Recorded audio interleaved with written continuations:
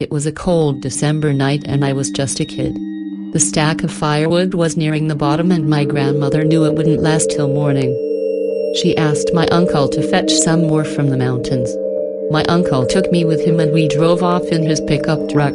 He chopped the wood and I stacked it as fast I could. By the time we finished, the sun was setting and the bed of the pickup truck was half full.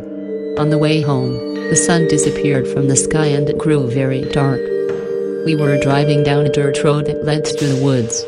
I leaned my head against the window and watched the silhouettes of the trees race past as the stars twinkled above them. All of a sudden, I got the awful feeling that we were being watched. The hair on the back of my neck stood up and a chill ran down my spine. My uncle had a strange look on his face and he was staring directly ahead.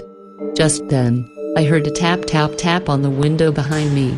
I started to turn around but my uncle suddenly shouted, "Doomed." I completely froze. My heart started beating rapidly. My uncle put his foot down on the accelerator and we began to speed up. It was the first time I had ever seen real fear on my uncle's face.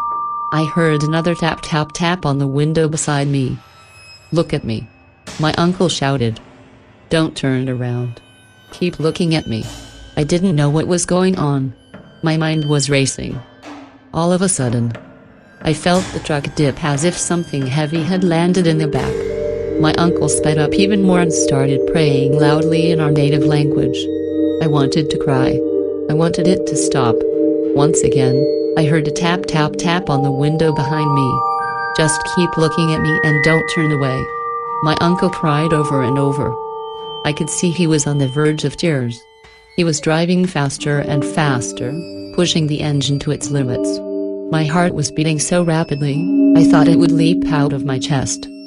It was getting harder for me to breathe. I shut my eyes as tight as I could and whispered a prayer.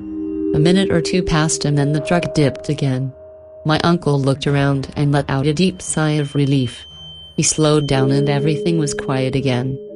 All I could hear was the drone of the truck's engine and the crunch of the gravel on the dirt road. My uncle looked at me and said, "We will have your father do a prayer in the morning so the evil will forget our faces." I remember curling up on the seat and just staring at the clock on the dashboard as I listened to my uncle sing an old prayer. By the time we got back to my grandmother's house, I was almost asleep.